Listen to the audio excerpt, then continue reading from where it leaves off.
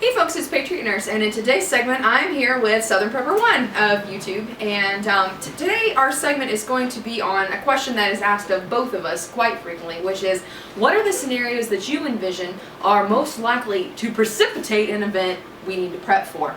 And we have a few of them that we've discussed here today, but I want to talk specifically about four main events that we feel are most likely to happen. And the first is obviously natural disaster. I mean, we have just been confronted with this today. As I speak, on our way here, we just barely missed tornadoes that have wreaked havoc across much of the state of Tennessee. So natural disasters are one. Also, we want to talk about some economic perils that can happen, and all of the little facets of economic disasters that could happen to us. EMPs are also an issue that we're concerned about. And the last one, which is kind of my most forefront, is pandemic, because obviously I'm a nurse and so I tend to think that way anyway. So with a natural disaster, we'll start off with that first. With a natural disaster, this is something that really isn't very far-fetched. We see this all the time, and you would think that people would be better prepared for it than they are, but unfortunately time tends to lull us into a false sense of security. It hasn't happened in my area for a while, therefore it is unlikely to happen. What are your thoughts on that, SouthPrepper1? A natural disaster will occur in your lifetime for sure, so you need to prepare for it. Being from South Carolina, and if you live anywhere where the coast is, you need to prepare for hurricanes. As we saw today, the devastating tornadoes that have ripped across the United States. There's really not a lot you can do to actually physically stop a tornado from hitting you, but you can hopefully do some common sense things. One is making sure you have a basement in your house if you can't have a basement. A strong place in your house. Reinforce a closet, make a safe room. Just do something, because eventually you're going to need that space. You're going to need to be able to put your family in it and stay safe. Natural disasters, they affect all of us. They don't discriminate, rich, poor, black, white. You can't control it. It's totally out of your hands. So you need to prepare for it. And it could be as simple as a safe place to go in your house, and making sure everyone in your family knows if a storm comes, you need to go to this location. Absolutely. And I think if you were looking for one practical thing, one piece of gear you could buy, because we're a very gear buying culture, a method to purify your water, because especially if you spent time down in the Gulf and the coast after hurricanes, water purification tends to be a thing that's pretty important. Even if you have stored water, there's no guarantee that you may have it if it's gotten swept away. But it's a really good idea to have a method to purify your water, especially one that does not require electricity. So having either a ceramic filter or some sort of filter to be able to clean your water when you get it is going to be pretty important. That's important really with any disaster, but that's something that you can do now as a practical step to take to ensure that you have clean drinking water. And make sure you have it with you. Let's say a tornado comes through, have something in your bug out bag, because we're all not going to be grabbing onto our big Berkey or our big water filter. And if your house is destroyed, you won't have that big Berkey. It'll be gone. So have something, even a small ceramic, some type of pump filter, anything, one of the life straws where you can get water. But have it with you, and have that bag wherever you go. That's going to be there for you. Absolutely.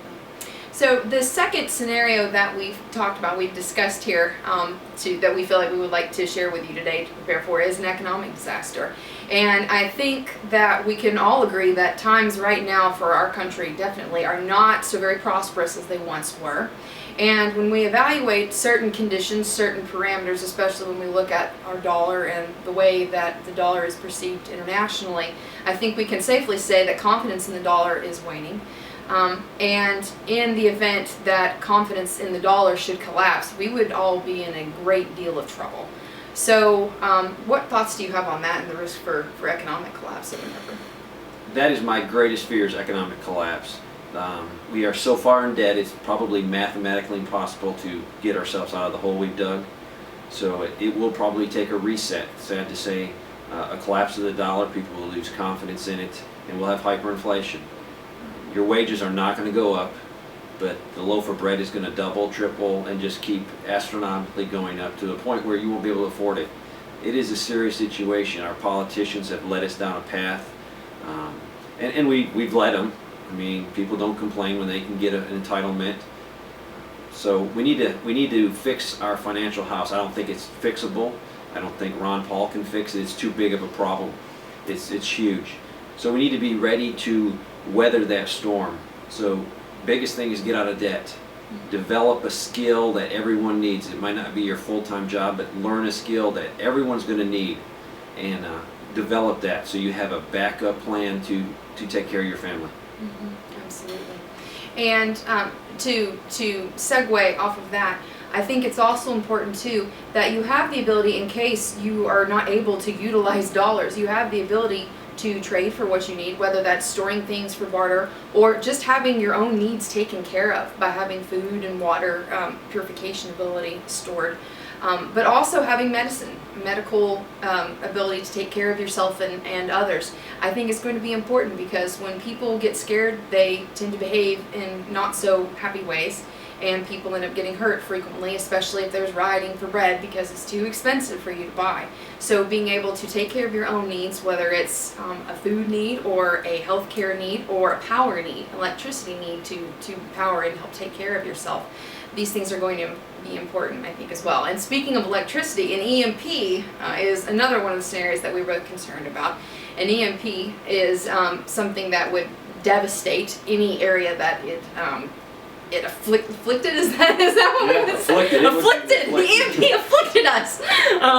Can you speak about that, SouthPrepper1, and your concerns regarding an EMP in this country? An EMP, either be a solar or a man-made event, would set us back maybe into the 1850s. It'd be catastrophic.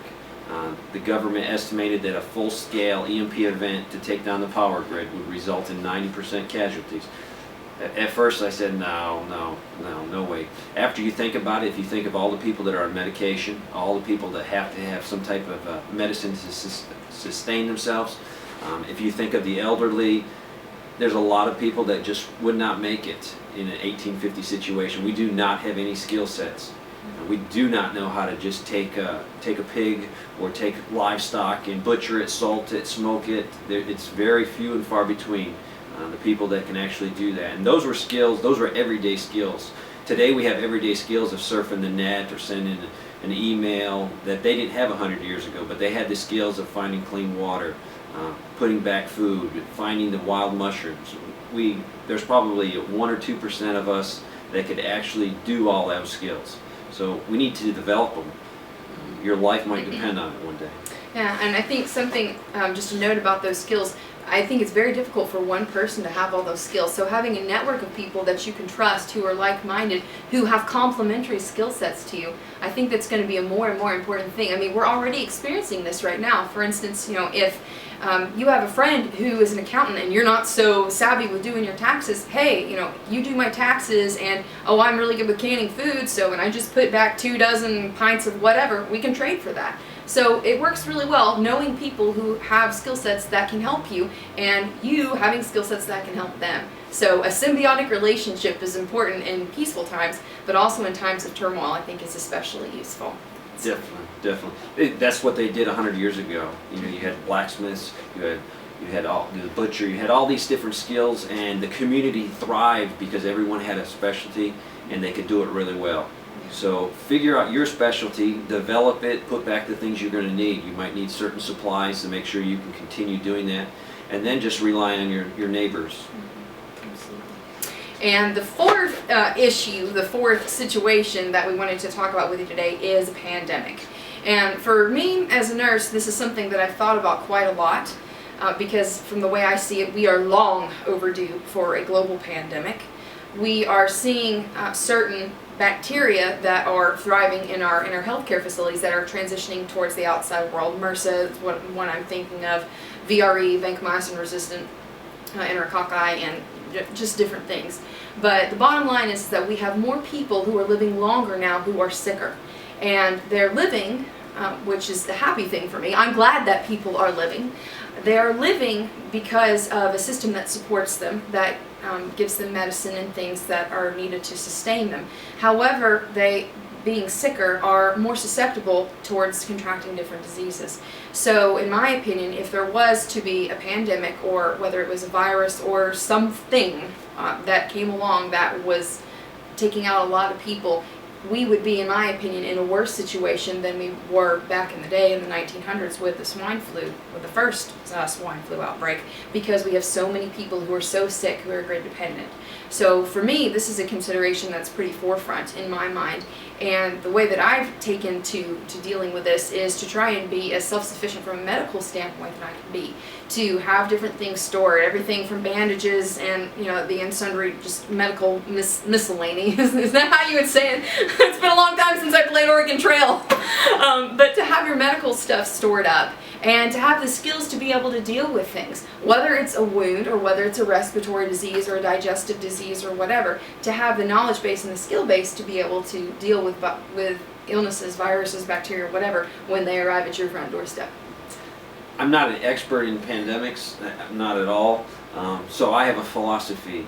If the government tells me there's something going on, yes, I'm going to believe them, but I'm basically going to shut the front gate, and I am self-sufficient to a point where I'm going to just cut off contact with everyone. Having food and water and the shelter and everything put back, I could do that. I'm not going to risk my family. Knowing that I don't have enough supplies, I have to go to town, I have to interact with people. So my philosophy is if I know something's happening, yes, I'm going to listen to the government, but basically I'm just going to lock the front gate and let whatever happens and try to keep my family as safe as I can. Yeah, that's good. Well, we hope that this has been helpful for you today, and we hope to be able to collaborate with things in the future. I really have enjoyed our time today, SouthPrepper1, and we hope you have a wonderful day. So for now, this is PatriotNurse and SouthPrepper1. Thank you. Bye.